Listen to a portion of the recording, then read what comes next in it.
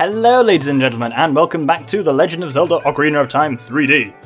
In the last episode, we defeated the bioelectric enemy Baronade inside of Jabba Jabba's belly and received our final spiritual stone. The palace was attacked and Zelda was driven out, but gave us the Ocarina of Time, the final gate to opening the Door of Time, which is in the Temple of Time, which is in that building right over there, which we've not actually been to yet. And we're not going to go to this episode. I want one final episode of cleaning shit up and doing various side quests before we go on and open the Gate of Time itself. Door of Time, even. Gate of Time is from Skyward Sword. So the first thing I'm going to do here is go back to the Happy Mask shop, because we sold that Keaton mask to that guard a few episodes ago. So, if we now return the 10 rupees for the mask back, we can now rent another mask. So we can rent a skull mask, which is worth 20 rupees. You feel like a monster when you wear this mask, and there's actually a couple of things we can do with this that are not directly related to selling it. But the first thing we want to do is actually technically nothing to do with this, it's just very handy because if I bring up my gear screen on the bottom, you can see we've got 31 gold Skultullas, and there's a handy reward for getting 30, so let's head to the House of Skultulla.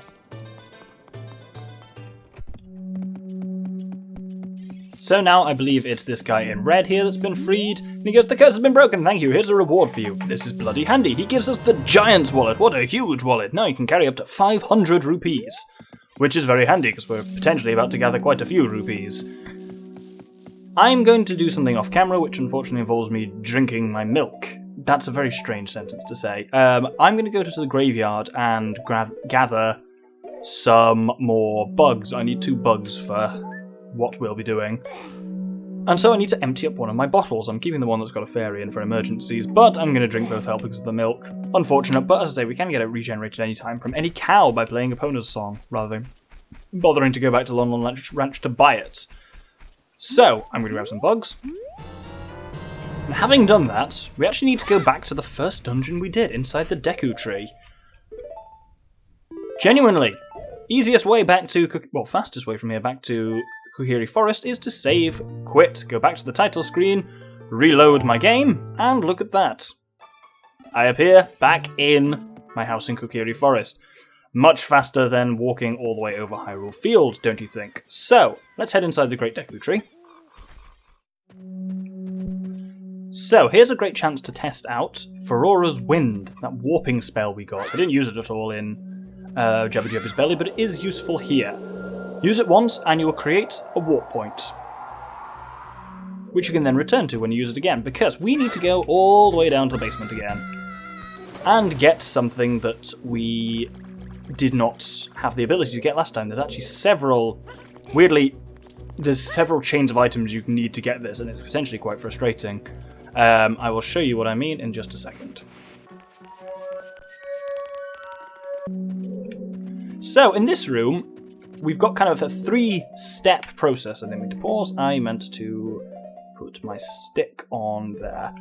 So first off, there's some Goma lava in the roof, but I'm going to ignore them. We use a stick to light this bit here. I didn't do this before because we didn't have access to bombs, so this wall would have defeated us. Slap down a bomb, oh my goodness. Okay, well they're going to die. That was quite cool. Oh, that didn't actually kill them. Wow, that's quite impressive. Through here, then, is a regular Skultulla. If we kill it, then we can hear a gold one. And the gold one is indeed over there, above the door. So even if you came back here with bombs, you can kill this gold Skultulla, but even with bombs, you can't get it because it drops its token halfway up a wall. You need boomerangs. You can actually have to come back to this dungeon after having done the 2 following dungeons, which I'm not sure a lot of people bother doing, so that's quite an easy one to forget about that one. But anyway, we can now use Ferora's Wind to return to our warp points. Which brings us back up here, handily, it avoids doing a lot of climbing, and lets me leave. So, now, since we're here, we've got a fair few things to do in the Lost Woods. So from here, we need to go right, then we go left, and that's the warp to Goron City. Then we go right, and that there is a warp to the top of Zora's River, next to Zora's Domain, which is very handy. But we want to go left here, and then left one more time, and we get to this little field section, which is important for a number of reasons. There's some business scrubs around that'll sell you shit, but ignoring them, we have got a soft soil spot here. So the first thing we want to do, as ever, is slap a bug into there. And I guess I'll take out the business scrubs while that's loading up. Does this guy sell me anything useful at all? Nope, sells me 5 Deku Nuts. You know what? Fuck it, I'll buy it. Why not? And then, following the Skultullas, we can then also, as we started to do now, plant a magic bean in there. One little thing we can do now as well. I'm going to put my skull mask on. This is a complete optional side extra to the side quest of the skull mask already. See where these butterflies are? There's a hole here in the ground. This strange place is the forest stage. Put a mask on and go forwards, and the Deku Scrubs here will evaluate your mask. Let's show them the skull mask.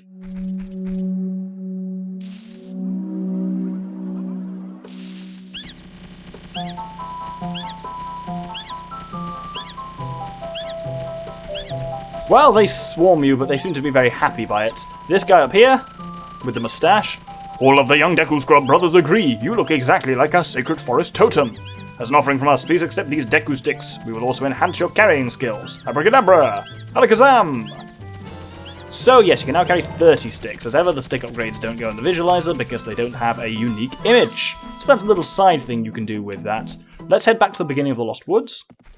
And from here, if we then head left, we have the Dancing Skull Kid, and he is the target of our proposed sale for our skull mask. Hehe, under that mask, aren't you that Kokiri kid? Quite an unusual mask you have there. I like it. It may make you look a bit tougher. Hey, why don't you give it to me? Okay. Yowza, I'm going to wear this all the time. He just gave you 10 rupees for this 20 rupee mask. You lost money on that deal. Go back to the mask shop and pay 20 rupees for the mask. The difference will have to come out of your own pockets. Oh dear. There's one more thing we can do while we're here, which is everybody's favourite thing. There is a soft soil location here, which of course means bugs and beans. So with that done, we now need to head over to another part of Hyrule Field we've not really been to before, over to West Hyrule Field.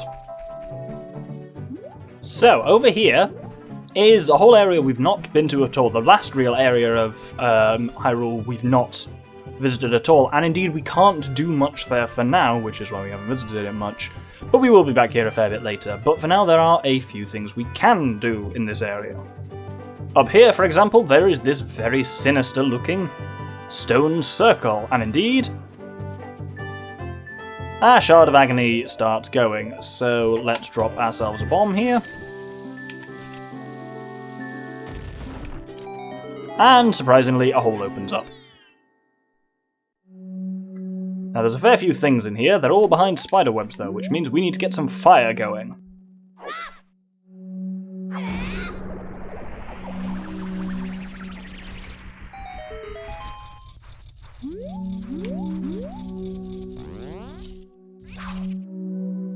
Yes, I haven't really spoken about those things yet. They're called Gossip Stones, and they do a lot of weird shit. I'll mention them more next episode. But for now, there's a few things we can grab over here.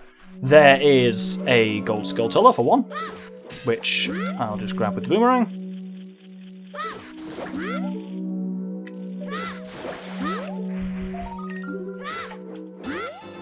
Then, we are out of bugs at the moment, but we'll need some. Handily, this is a stop to replace them, he says. There we go. There's one in there. I think there's only one. Oh no, I can actually grab a second one. Actually, you know what? I'm not going to grab a second one for now, weirdly enough. I'm going to show off one of the stranger things in the game. Here is a cow. If we play Epona's song,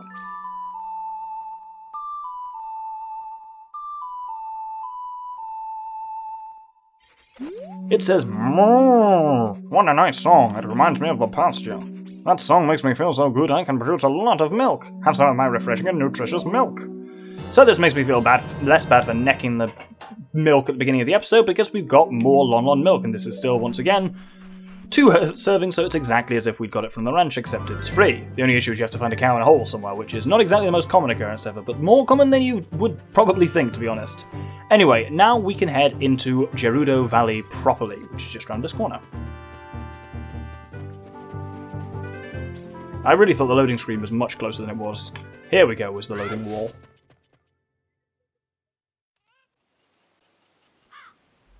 Now, Gerudo Valley normally has wonderful music, but of course it's night time at the moment, so we don't get to hear that. But that's good, in a sense. Oh, you can see our fairy through the wall, that was weird. because we need it to be nighttime at the moment, because as you will see to the right here on this kind of plank bridge over the stream is a gold Skultulla, which once again we can only get its token successfully with the boomerang, and not with that attitude we can't. Let's try that again. There we go. Now, I am going to quickly make it day with the Sun Song just for the music.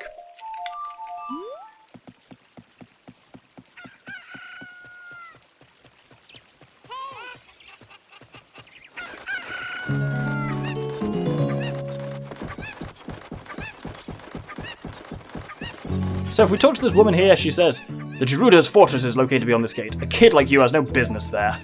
And indeed, we can't get there for quite some time, but what we can do is not talk to her anymore. I want the chicken. I don't care about you. Oh, is the chicken... Oh, she's hiding. Oh, using her as cover. Crafty. I've been outfoxed. There we go. So, there's a couple of things we can get actually down in the valley itself. So, what we need to do is jump down onto... You can see there's this kind of stony bit to the left. We need to aim for that. It's relatively easy. I can actually get to about there. This is going to hurt, but worth it. And down we land. We take a bit of damage, but there's two things we can get down here. Number one, if we jump into the water right underneath the waterfall, then there is a sneaky little ladder here. I don't know why I said sneaky. I meant just to say sneaky, but if we climb this all the way to the top... Oh, that's a really cool but confusing viewpoint. Then we can grab just a heart piece sitting there on its own, which is wonderful.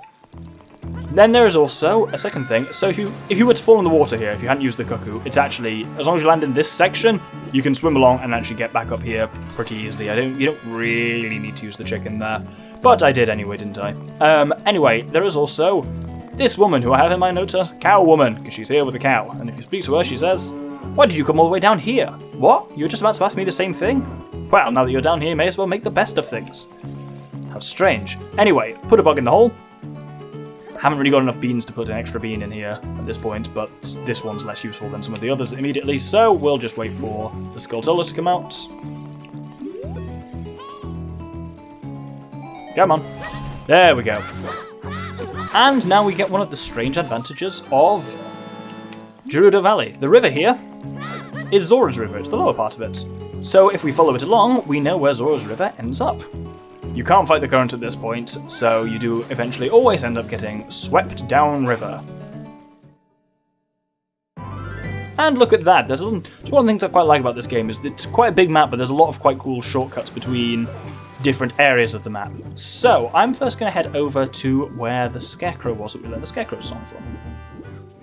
So we actually want to go near the upper Scarecrow, who doesn't do anything musically wise, but the important thing is, in front of him is some grass which contains bugs. Bugs, as you'll have noticed, are in certain fixed points throughout the game, because I need some more bugs going forward here, so...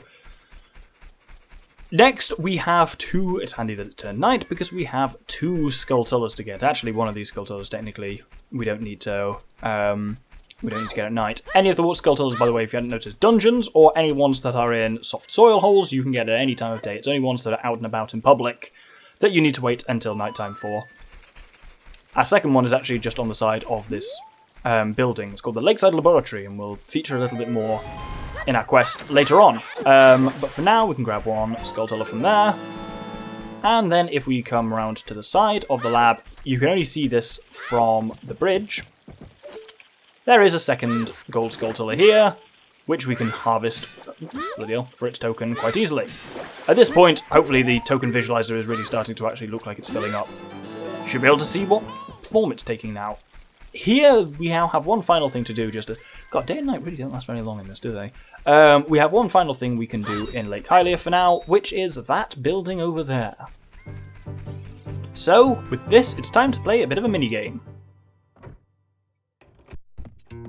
This is the fishing hole. Well, do you want to go fishing for 20 rupees? Thank you kindly. Here's your rod and lure, young man. Mind the rules and have yourself a good time. Okay, listen up. Walk up to the water's edge and press L to look at a fish. While looking at a fish, you can catch the line with B. Press A to break the line. When the lure drops into the water, you can wiggle it with the control stick. If you're a novice, you can also use the B button. Reel in your lure with A. Hold down A and R to reel it in faster. If you feel a hit, press A and down to set the hook. After that, reel it in with A. Do you understand? Simple enough. I'm generous, so I'll let you fish as long as you want. However, you can only keep one fish. The biggest fish ever caught here was 6 pounds. That's important. After you catch, you can change your view with L. Let's fish! So, You can play around here for quite a while, but there's not a huge deal to do. It's not a very well fleshed out minigame at this stage of the game. What I want to do is, all I really want to do for now is catch a fish which beats the record. There's one large fish in the pond and it always spawns at the same area, which is basically there, so that's probably it. Unless it's that one to the right. Actually, no, neither of those look particularly big, that's relatively small. It always spawns when you enter at the same area, but then obviously they move randomly from there. Well, you know what, let's cast for now and just see what things look like. So you wiggle this around with the control stick a little bit. Oh, there we go, there's the fat bastard. Come on. There we go. Now I've set the hook, and I'm with down, and now I just hold left, I hold R and A, and basically you move left and right. What you want to do is, while you're reeling it in, pretty much to keep tension on the line, you want to keep the line towards the middle of the screen. So you notice when it goes to the left, I'm pulling it, well, you can't really see what I'm doing, but I'm pulling it to the right when it goes left, and vice versa. As long as you hold R and A, you will slowly reel it in. It just takes time. At least there's nothing like the one on the on the Wii where you have to like constantly, you just hold A and R down here rather than having to constantly wind it in like the Wii one. It was bloody tiring on Twilight Princess. Anyway, I'll put the speeder on.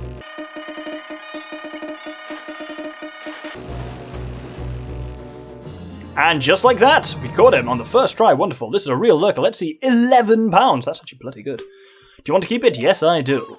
So, with that done, we've now... Oh dear, bugger. No, oh. Wow, that's embarrassing. Do I have to actually fully reel it in? God's sake. So, let's return over to the bloke.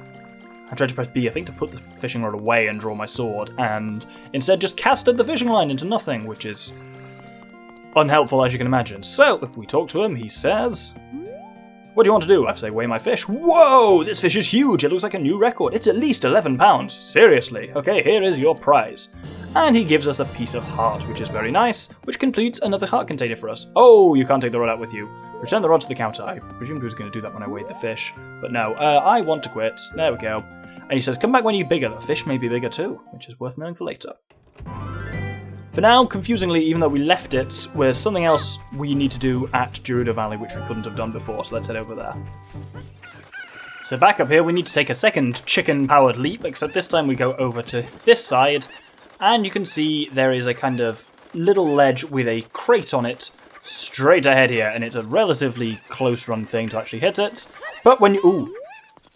Well, he's not coming back. When you do... Simple enough. Piece of heart inside. Because of the position of it, it's, I don't think, possible to actually get both that and the other one in one maneuver, so you have to kind of come up here again, which is a bit frustrating. But there is a nice little trick we can do on account of this. So from here, there's actually... We need to head back to Castletown, because we need to pay for our mask, which we actually don't have the money for. But I'll deal with that when I'm there. For now, we can take a shortcut back to Castletown with the owl. "But what are you doing? You've come a long way to get up here. You should touch the button to look at the map subscreen sometimes. Doctor, this is a beautiful lake full of pure, clear water. At the lake bottom there's a water temple used to worship the water spirits. The Zoras are guardians of the temple. Ooh. The Zoras come from Zora's domain in northeast Hyrule. An aquatic race, they are longtime allies of Hyrule's royal family. I hear that only the royal family... Oh, you've told me all this already. Either way, he says he's on the way back to the castle. If you want to go, hop on his talons.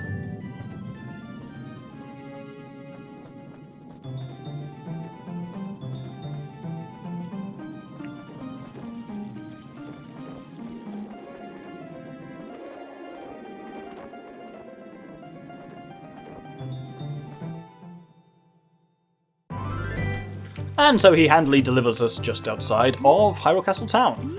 Now here's a little trick if you're running a little low on funds. Oh bloody hell. If you walk up this thing, and then when you get to the top, roll off to the left. 20 rupees. Easy to do, and it will load you straight into Castle Town once you fall off it. Because we need to pay 20 quid for the mask, despite the fact we only sold it for 10 quid.